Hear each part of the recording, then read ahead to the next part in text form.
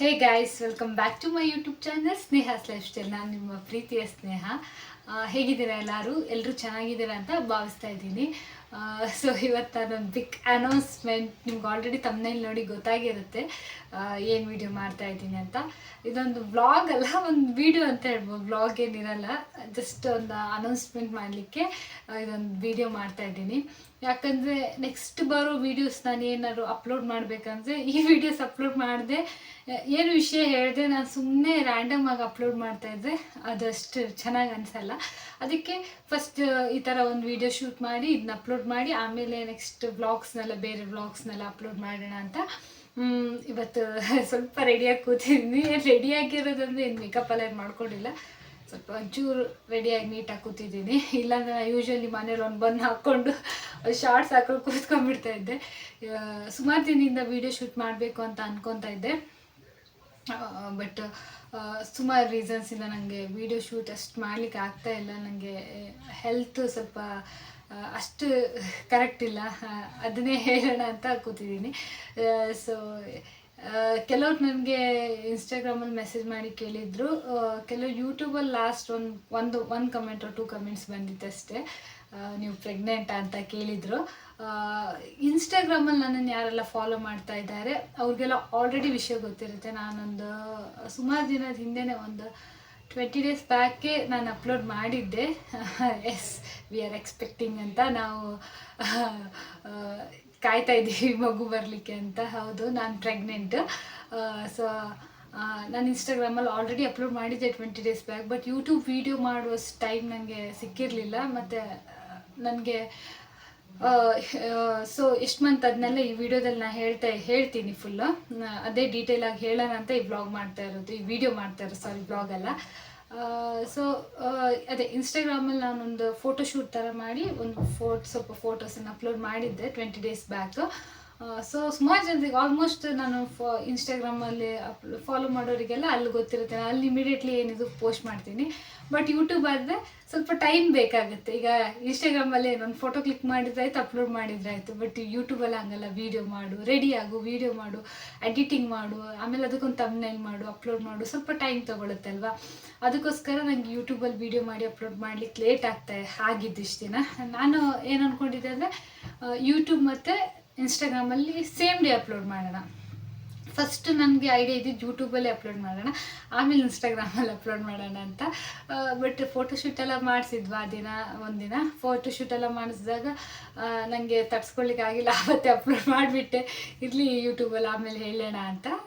So ಹೌದು, ಇವಾಗ pregnancy ಜರ್ನಿಗೆ ಬಗ್ಗೆ ಹೇಳೋದಾದರೆ ನನಗೆ ಇವಾಗ 4 ಮಂತ್ ಆಲ್ಮೋಸ್ಟ್ ಕಂಪ್ಲೀಟ್ ಆಗಿ 5 ಮಂತ್ಸ್ ಸ್ಟಾರ್ಟ್ ಆಗ್ತಾ ಇದೆ. ನಾ ಕನ್ಸೀವ್ ಆಗಿರೋದು ಬಂದು ಜುಲೈಗೆ ನಂಗೆ ಫಸ್ಟ್ ಮಂತ್ ಆಗಿತ್ತು. ಫಸ್ಟ್ ಮಂತ್ ಕಂಪ್ಲೀಟ್ ಆಗಿ ಜುಲೈಗೆ ನಂಗೆ ಕನ್ಫರ್ಮ್ ಆಗಿರೋದು, ಜುಲೈ 2 ಆರ್ ಸಮಥಿಂಗ್ ಆ ಥರ ಕನ್ಫರ್ಮ್ ಆಗಿರೋದು. ಸೊ ಇವಾಗ ನನಗೆ ಆಲ್ಮೋಸ್ಟ್ ಈ ಮಂತ್ ಈಗ ಎಂಡ್ ಆಗ್ತಾ ಬಂತಲ್ವ, ಆಯ್ತು. ನನಗೆ 16 ವೀಕ್ ಕಂಪ್ಲೀಟ್ ಆಗಿ 17 ವೀಕ್ ಅಂದರೆ ಆಲ್ಮೋಸ್ಟ್ 4 ಮಂತ್ ಕಂಪ್ಲೀಟ್ ಆಗ್ತಾ ಬಂತು. ಇನ್ನೊಂದು ವೀಕ್ ಅಂದರೆ 4 ಮಂತ್ ಕಂಪ್ಲೀಟ್ ಆಗಿ 5 ಮಂತಿಗೆ ಎಂಟ್ರ್ ಆಗ್ತಾ ಇದ್ದೀನಿ. ಸೊ ಹೋಪ್ಫುಲಿ ಟಚ್ ಇವತ್ತಿನ ತನಕ ಎಲ್ಲ ಚೆನ್ನಾಗಿದೆ. ರಿಪೋರ್ಟ್ಸ್ ಎಲ್ಲ ಆಯ್ತು. ನಮ್ಮದೇ 2 ಸ್ಕ್ಯಾನ್ಸ್ ಆಗಿದೆ already, early pregnancy scan and NT scan ಆಗಿದೆ. ಸೊ ಹೋಪ್ಫುಲಿ ಎಲ್ಲ ಚೆನ್ನಾಗಿದೆ, ಟಚ್. ಬ್ಲಡ್ ಟೆಸ್ಟು ಆಲ್ಮೋಸ್ಟ್ ಈ double marker, basic blood test ಎಲ್ಲ ಆಗಿದೆ, ಅದೆಲ್ಲ ನಾರ್ಮಲ್ ಆಗಿದೆ. So okay.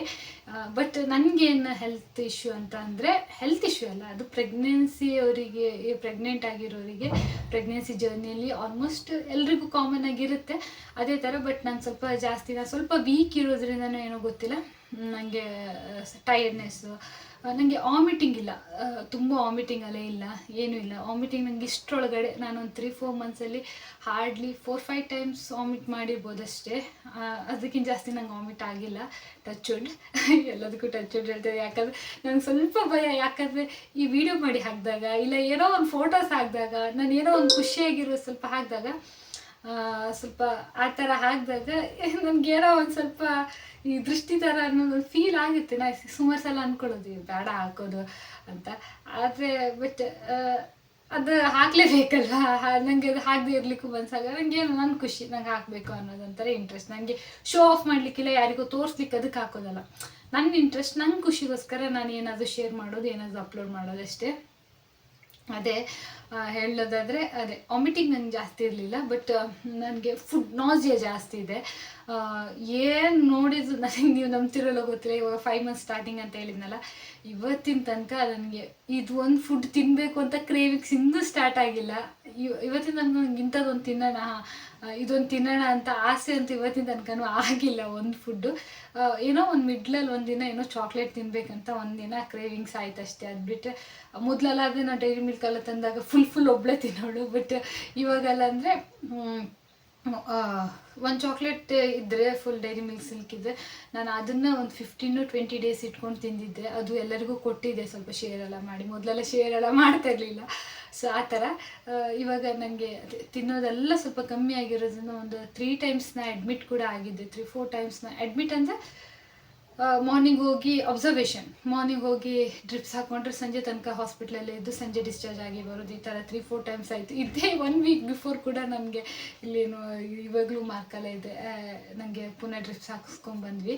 ಅಂದರೆ ನಾನು ನಾಸಿಯಾ ಇರೋದ್ರಿಂದ ನಂಗೆ ಸ್ವಲ್ಪ ಭಯ. ನನಗೇನಂದರೆ ಇಂಜೆಕ್ಷನ್ ಇದೆಲ್ಲ ಏನೂ ಅಷ್ಟು ಭಯ ಆಗಲ್ಲ, ಆರಾಮ್ ತೊಗೊಂಡ್ಬಿಡ್ತೀನಿ ಇಂಜೆಕ್ಷನ್ನು, ಬ್ಲಡ್ ಟೆಸ್ಟ್ನ, ಅದಕ್ಕೆಲ್ಲ ಏನು ಅಷ್ಟು ಮೊದಲು ಭಯ ಬೀಳ್ತಾಯಿದ್ದೆ ಫಸ್ಟ್. ಬಟ್ ಇವಾಗ ಏನಂದರೆ ನಂಗೆ ಅದೆಲ್ಲ ಏನು ಭಯ ಇಲ್ಲ, ಸುಮಾರು ನಾನು ಸುಧಾರಿಸ್ಕೊಂಡಿದ್ದೀನಿ ನನ್ನನ್ನು ನಾನು, ಅದೆಲ್ಲ ಏನು ಭಯ ಇಲ್ಲ. ಬಟ್ ನನಗೆ ಈ ವಾಮಿಟ್ ಒಂದು ಆಗಿಬಿಟ್ರೆ, ಯಪ್ಪ ದೇವ, ನಂಗೆ ವಾಮಿಟ್ ಆಗಿಬಿಟ್ರೆ ಒಂದು 2-3 ಜನ ಬೇಕು, ಅಳು ಬಂದುಬಿಡುತ್ತೆ, ಆಟೋಮೆಟಿಕ್ ಹತ್ಬಿಡ್ತೀನಿ. ನನಗೆ ವಾಮಿಟ್ ಒಂದು ಆದರೆ ತಡ್ಸ್ಕೊಳ್ಲಿಕ್ಕೆ ಆಗಲ್ಲ. ನಾ ಈ ವಾಮಿಟ್ ಬೈಕ್ ಏನೋ ನನಗೆ ಏನು ನೋಡಿದ್ವಿ, ಈ ಫುಡ್ಡನ್ನು ನೋಡಿ ಏನು ನೋಡಿದ್ರು ವಾಮಿಟಿಂಗ್ ಫೀಲ್, ಯಾಕೆ ಅನ್ಸಿ. ಏನು ನನ್ನ ಇಷ್ಟ KFC ಅದಿದೆಲ್ಲ ಎಷ್ಟು ಇಷ್ಟ ಆಯ್ತು.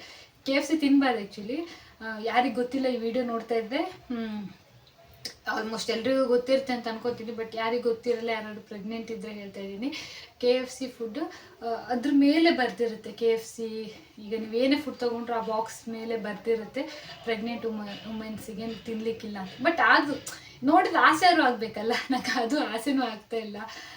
ನನಗೆ ಹೊರಗಿನ ಫುಡ್, ನಂಗೆ ಮನೆ ಫುಡ್ಡೇ ಇಷ್ಟ ಆಗ್ತಾಯಿಲ್ಲ, ಹೊರಗಿನ ಫುಡ್ ಸೆಕೆಂಡ್ರಿ, ನಾನು ತಿಂತಾ ಇಲ್ಲ ಯಾವ ಫುಡ್ಡು. ಹೊರಗಿನ ಫುಡ್ ಆಯಿತು, ಅದೇ ಮನೆ ಫುಡ್ಡು ನನಗೆ ಸೇರ್ತಾನೆ ಇಲ್ಲ ಊಟ. ನಾನು ಅದೇ 3-4 ಮಂತ್ಸಲ್ಲಿ 3.5 kg ಕಮ್ಮಿ ಆಗಿದ್ದೀನಿ ಇವಾಗ. ಈಗ ಸ್ವಲ್ಪ ಪರವಾಗಿಲ್ಲ. ಅಮ್ಮ ಎಲ್ಲ ಬಂದು ನನಗೆ ಸುಮಾರು ದಿನ ಅಮ್ಮ ಇದ್ದು ಅಮ್ಮ ಊಟ ಮಾಡಿ ಹಾಕಿ, ಈಗ ಅಮ್ಮ ಇರೋದಕ್ಕೆ ಸ್ವಲ್ಪ ರಿಕವರಿ ಆಗ್ತಾಯಿದ್ದೀನಿ. ನನಗೆ ತುಂಬ ಹೆಲ್ಪ್ ಆಯಿತು ಅಮ್ಮ ಬಂದಿರೋದು. ಇಲ್ಲಾಂದರೆ ನಾನು ನಿಜವಾಗ್ಲೂ ತುಂಬ ಕಷ್ಟ ಆಗ್ತಾಯಿತ್ತು. ನಾನು ಅಂದರೆ ತಂಗಿ ಕಾಲೇಜಿಗೆ ಹೋಗ್ಲಿಕ್ಕೆ ಇರ್ತಾಯಿತ್ತಲ್ಲ, ಸೊ ಅದಕ್ಕೋಸ್ಕರ ತುಂಬ ಕಷ್ಟ ಆಗಿರೋದು. ಬಟ್ ಇವಾಗ ಅಮ್ಮ ಇರೋದಕ್ಕೆ ಎಲ್ಲ ನೋಡ್ಕೊತಾರೆ. ನಂಗೊಂದು ಸ್ವಲ್ಪ ಅಂದರೆ ಬೆಡ್ ರೆಸ್ಟ್ ಥರ ಅಂತ ಹೇಳ್ಬೋದು. ನಾನು ಹುಡ್ದಾಗಿದ್ದ ಇವತ್ತಿನ ತನಕನೂ ಈ ಥರ ಬೆಡ್ ರೆಸ್ಟಲ್ಲಿ ಇರಲಿಲ್ಲ ಯಾವತ್ತು. ಅಂದರೆ ನನಗೆ ಆ್ಯಕ್ಟಿವ್ ಆಗಿರೋದು ಇಷ್ಟ, ಕೆಲಸ ಮಾಡೋದು ಇಷ್ಟ. ನನಗೆ ಮನೇಲಿ ಸುಮ್ಮನೆ ಕೂತ್ಕೊಳ್ಳೋದು, ಒಂದು ಕಡೆ ಮಲ್ಕೊಳ್ಳೋದು, ನಿದ್ದೆ ಮಾಡೋದು, ಇದೆಲ್ಲ ನಂಗೆ ಇಷ್ಟ ಆಗಲ್ಲ. ನನಗೆ ಇದನ್ನ ಏನಾದರೂ ಒಂದು ಕೆಲಸ ಮಾಡ್ತಾ ಇರಬೇಕು, ಕ್ಲೀನಿಂಗಾ ಇಲ್ಲ ಕಿಚನೆಲ್ಲ ಅಡುಗೆನ ಏನೋ ಒಂದು ಮಾಡ್ತಾ ಇರೋಳು. ಆ ಥರ ಯಾವತ್ತು ಈ ಥರ ಮಲ್ಕೊಂಡಿರೋದು, ಈ ಥರ ಡಲ್ಲಾಗಿರೋ ಹುಡುಗಿನೇ ಅಲ್ಲ ನಾನು. ಬಟ್ ಇವಾಗ ನನಗೇನು ಆಗ್ತಾಯಿಲ್ಲ, ನನ್ನ ಕೈಯಲ್ಲಿ ಮಾಡಬೇಕಂದ್ರೂ ಸ್ವಲ್ಪ ನನಗೆ ಅಂದರೆ ಮೂಡ್ ಸ್ವಿಂಗ್ಸ್ ಎಲ್ಲ ಇರುತ್ತಲ್ಲ, ಆ ಥರ ಸ್ವಲ್ಪ ಕೆಲಸ ಎಲ್ಲ ಮಾಡ್ಲಿಕ್ಕೆ ಆಗ್ತಾಯಿಲ್ಲ. ಮತ್ತು ಟಯರ್ಡ್ನೆಸ್, ಅದೇ ವೆಯ್ಟ್ ಲಾಸ್ ಆದೆ. ಬಟ್ ಈ ಮಂತ್ ಇವಾಗ ಸ್ವಲ್ಪ ಓಕೆ. ಬಟ್ ಅದು ಇವಾಗ ವೀಡಿಯೋ ಮಾಡ್ತಾ ಇದ್ನಲ್ಲ, ಇವತ್ತು ಕೂಡ ನನಗೆ ವಾಮಿಟ್ ಟ್ಯಾಬ್ಲೆಟಲ್ಲೇ ಇದ್ದೀನಿ. ಅಂದರೆ ಈ ನೋಸಿಯಾ ಫೀಲ್ ಆಗುತ್ತೆ, ನಮ್ಮ ಡಾಕ್ಟರ್ ಏನು ಹೇಳಿದ್ದಾರೆ, ನೋಸಿಯಾಗೂ ವಾಮಿಟ್ ಟ್ಯಾಬ್ಲೆಟ್ ತೊಗೋಬೇಕು. ನೋಸಿಯಾ ಫೀಲ್ ಆದ್ರೂ ವಾಮಿಟ್ ಟ್ಯಾಬ್ಲೆಟ್ ತೊಗೊಂಡ್ರೆ ಸ್ವಲ್ಪ ಕರೆಕ್ಟ್ ಆಗುತ್ತೆ ಅಂತ. ಸೊ ಅದಕ್ಕೋಸ್ಕರ ನಾನು ಡಾಕ್ಸಿನ್ ಟ್ಯಾಬ್ಲೆಟ್ ಕಂಟಿನ್ಯೂ ನಾನು ಆನಲ್ಲೇ ಇದೆ. ಅದು ತೊಗೊಂಡಿರೋದು ಸ್ವಲ್ಪ ಊಟ ಪರವಾಗಿಲ್ಲ, ಅಂದರೆ ನಾನು ಊಟ ಬಿಟ್ಟಿಲ್ಲ, ಮಾಡಲ್ಲ ಅಂತ ಏನಿಲ್ಲ. ಬೆಳಿಗ್ಗೆ ತಿಂತೀನಿ, ಮಧ್ಯಾಹ್ನ ತಿಂತೀನಿ, ಸಂಜೆನೂ ಏನಾದ್ರು ಸ್ನ್ಯಾಕ್ಸ್ ಥರ ತಿಂದರೆ ರಾತ್ರಿ ಊಟ ಸ್ವಲ್ಪ ಕಮ್ಮಿ, ಇಲ್ಲ ತಿಂದಿದ್ರೆ ರಾತ್ರಿ ಸ್ವಲ್ಪ ಚೆನ್ನಾಗಿ ಊಟ ಮಾಡ್ತೀನಿ. ಎಲ್ರಿಗೂ ಮಾರ್ನಿಂಗ್ ಸಿಕ್ನೆಸ್ ಅಂತ ಇರುತ್ತೆ. ನನ್ನ ಪ್ರೆಗ್ನೆನ್ಸಿ ಸಿಂಟಮ್ಸನ್ನು ಎಲ್ಲಿಗೆ ಬಂದರೆ ನನಗೆ ನೈಟ್ ಈವ್ನಿಂಗ್ ಸಿಕ್ನೆಸ್ ಇದೆ ಸ್ವಲ್ಪ. ಅಂದರೆ ಬೆಳಗ್ಗಿಂದ ಕರೆಕ್ಟಾಗಿರ್ತೀನಿ, 5 ಗಂಟೆ ಆದ ಕೂಡಲೇ ನಂಗೆ ಸ್ಟಾರ್ಟ್ ಆಗುತ್ತೆ ಸ್ವಲ್ಪ ಟಯರ್ಡ್ನೆಸ್, ವಾಮಿಟ್ ಜಾಸ್ತಿ ಥರ ಫೀಲ್. ಆ ಥರ ನೈಟ್ ಊಟ ನಂಗೆ ಕಮ್ಮಿ ಸೇರೋದು ಆ ಥರ. ಬೆಳಿಗ್ಗೆ ಬ್ರೇಕ್ಫಾಸ್ಟ್ ಎಲ್ಲ ಪರವಾಗಿಲ್ಲ, ಒಂದು ಲೆವೆಲಿಗೆ ಮಾಡ್ತೀನಿ. ಸೊ ಈ ವಿಡಿಯೋ ನಾನು ಗಿರಿ ಜೊತೆ ಕೂತ್ಕೊಂಡು ಮಾಡಬೇಕಂತ ಅಂದ್ಕೊಂಡೆ ಆ್ಯಕ್ಚುಲಿ, ರಿವೀಲ್ ಮಾಡೋಣ, ಗಿರಿ ಜೊತೆ ಕೂತ್ಕೊಂಡು ಯೂಟ್ಯೂಬಲ್ಲಿ ಮಾಡೋಣ ಅಂತ. ಬಟ್ ನೀವು ಯಾವ ವೀಡಿಯೋನು ಗಿರಿ ಜೊತೆ ಎಕ್ಸೆಪ್ಟ್ ಮಾಡಬೇಡಿ, ಯಾಕಂತ ಹೇಳಿದರೆ ಅವನಿಗೆ ಮುಜುಗರ ಜಾಸ್ತಿ. ಅವನು ಈ ಥರ ಕ್ಯಾಮ್ರಾ ಪರ್ಸನ್ ಅಲ್ಲ ಅವನು. ಫೋಟೋ ಈವನ್ ನೀವು ಇನ್ಸ್ಟಾಗ್ರಾಮಲ್ಲೆಲ್ಲ ಅವ್ನು ನೋಡ್ಬೋದು, ಅವ್ನು ಫೋಟೋ ಶೂಟಿಗೆ ಫೋಟೋ ಕೂಡ ಒಂದು ಸ್ಮೈಲ್ಸ್ ಬರ್ಸ್ಬೇಕಂದ್ರೆ ಅವ್ನು ಫೇಕ್ ಸ್ಮೈಲ್ ಥರ ಕೊಡ್ತಾರೆ. ಅವ್ನು ಆ್ಯಕ್ಚುಲಿ ಎಲ್ಲ ನಾನು ಫೋಟೋಶೂಟ್ ನೋಡಿದ್ರೆಲ್ಲ ಕೆಲವರು ಹೇಳ್ತಾರೆ ಯಾಕೆ ಅವ್ನು ನಗಾಡೋದೇ ಇಲ್ಲ ಅವನಿಗೆ ನನಗೆ ಅವ್ನು ನೋಡಿ ನಂಗೆ ನಗು ತೊಡ್ಸ್ಕೊಳ್ಲಿಕ್ಕಾಗಲ್ಲ. ಆ ಥರದ ಅವನಿಗೆ ಈ ಫೋಟೋ ಕ್ಯಾಮ್ರಾ ಇದೆಲ್ಲ ಇಷ್ಟ ಆಗಲ್ಲ, ಸ್ವಲ್ಪ ವೀಡಿಯೋಸ್ ಎಲ್ಲ ಅವನಿಗೆ. ಅಂದರೆ ಅವನೊಂದು ಸ್ವಲ್ಪ ರಾ ಪರ್ಸನ್ ಆ ಥರ. ಅವನಿಗೆ ಈ ಕ್ಯಾಮ್ರಾ ಎಲ್ಲ ಫೇಸ್ ಮಾಡೋದಷ್ಟೆಲ್ಲ ಇಷ್ಟ ಆಗಲ್ಲ. ಸೊ ನಾನು ಅವನಿಗೆ ಫೋರ್ಸು ಮಾಡಲ್ಲ, ನಾನು ಒಂದು ಪ್ರೈವೇಸಿನ ರೆಸ್ಪೆಕ್ಟ್ ಮಾಡಿ. ಸೊ ಅವನಿಗೆ ನಾನು ಇವತ್ತಿನ ತನಕ ಒಂದ್ಸಲ ಕೂಡ ಅವನ ಹತ್ರ ಕೇಳಲೂ ಇಲ್ಲ, ನಾನು ಟ್ರೈಯೇ ಮಾಡಿಲ್ಲ. ಬಾ ನನ್ನ ಜೊತೆ ಕೂತ್ಕೊಂಡು ವೀಡಿಯೋ ಮಾಡ್ತೀಯ ಅಂತ ಕೂಡ ಒಂದ್ಸಲ, ನೀವು ನಂಬ್ತಿರೋದು ಒಂದ್ಸಲ ಕೇಳಲೂ ಇಲ್ಲ. ಯಾಕಂದ್ರೆ ನಂಗೆ ಗೊತ್ತಿದೆ, ನಾನು ಅವ್ನು ಇವತ್ತು ಮೊನ್ನೆ ನೋಡ್ತಾ ಇಲ್ಲ ಆ್ಯಕ್ಚುಲಿ. ನಂಗೆ ಅವ್ನು ಯಾವ ಥರ ನನಗೆಲ್ಲ ಗೊತ್ತಿರೋದಕ್ಕೆ ನಾನು ಕೇಳಲಿಕ್ಕೂ ಹೋಗಿಲ್ಲ. ಕೇಳಿದರೆ ಫೋರ್ಸ್ ಮಾಡಿದರೆ ಬರ್ತಾ ಇದ್ನೇನೋ, ನಾನು ಫೋರ್ಸ್ ಮಾಡಿದ್ದೆ. ಬಟ್ ನಾನು ಕೇಳೋದು ಇಲ್ಲ, ಫೋರ್ಸು ಮಾಡಲ್ಲ. ಯಾಕಂದ್ರೆ ನನಗೆ ಒಬ್ರಿಗೆ ಫೋರ್ಸ್ ಮಾಡಿ ತಂದು ಕೂರಿಸ್ಲಿಕ್ಕೂ ಇಷ್ಟ ಇಲ್ಲ. ಸೊ ಅದಕ್ಕೋಸ್ಕರ ನಾನು ಕರ್ಸಲ್ಲ ಆ ಥರ. ಸೊ ಅವನ್ನ ಮತ್ತೆ ಮೇನ್ ಥಿಂಗ್ ಅಂದರೆ ಅವನು ಇವಾಗ ಸಿಕ್ಕಾಪಟ್ಟೆ ಬ್ಯುಸಿ ಇದ್ದಾರೆ, ಸಿಕ್ಕಾಪಟ್ಟೆ. ನಂಗೆ ಗೊತ್ತಿಲ್ಲ, ನಾನು ಪ್ರೆಗ್ನೆಂಟ್ ಆದಾಗಿಂದ ಅವನಿಗೆ ಕೆಲಸ ಜಾಸ್ತಿ ಆಗಿದೆ. ಅದು ರೆಸ್ಪಾನ್ಸಿಬಿಲಿಟಿಯೋ ಏನೋ ಗೊತ್ತಿಲ್ಲ, ಅವ್ನು ಬೇಕಂತ ತಗೊಂಡಿರೋದಲ್ಲ, ಅವನಿಗೆ ಆಟೋಮೆಟಿಕ್ ಕೆಲಸ ಜಾಸ್ತಿ ಆಗ್ತಾ ಇದೆ ಇವಾಗ. ಪಾಪ ತುಂಬ ಹೆವಿ ಕೆಲಸ ಇದೆ. ಬೆಳಿಗ್ಗೆ ಕೆಲವು ದಿನ 4 ಗಂಟೆಗೆ ಎದ್ದೋಗಿ 11 ಗಂಟೆಗೆಲ್ಲ ಬರ್ತಾ ಇದ್ದಾನೆ. ಸೊ ಪಾಪ ಅನಿಸುತ್ತೆ. ನಾನು ಅವನಿಗೆ ನಿದ್ದೆನೇ ಒಂದು 4-5 hours ಎಲ್ಲ ಸಿಗ್ತಾ ಇದೆ ಕೆಲವು ದಿನ ಅಷ್ಟೇ. ಎಲ್ಲ ದಿನ, ನಾನು ಆಲ್ ಡೇ ಎಲ್ಲ ದಿನ ಅಲ್ಲ, ಕೆಲವು ದಿನ ಅವನಿಗೆ ಟೈಮಿಂಗ್ಸ್ ಆ ಥರ ಆಗುತ್ತೆ. ಸೊ ಅದಕ್ಕೋಸ್ಕರ ನಾನು ಕರೆಯಲ್ಲ ಅವನಿಗೆ. ಒಂದೊಂದು ದಿನ ಸಂಡೇ ರಜೆ ಇರುತ್ತೆ, ಪಾಪ ಬೆಳಿಗ್ಗೆ ಎದ್ದು ಅವನಿಗೆ ಆ ದಿನ ಆಗುತ್ತೆ. ಸೊ ಅದಕ್ಕೋಸ್ಕರ ನಾನು ಕರೆಯಲ್ಲ. ಅವ್ನು ಯಾವ ವೀಡಿಯೋಗೂ ಅಂತ ವ್ಲಾಗ್ಸಲ್ಲೆಲ್ಲ ಹಿಂಗೆ ತೋರಿಸ್ಬೋದ್ಬಿಟ್ರೆ ಕೂತ್ಕೊಂಡು ಮಾತಾಡು.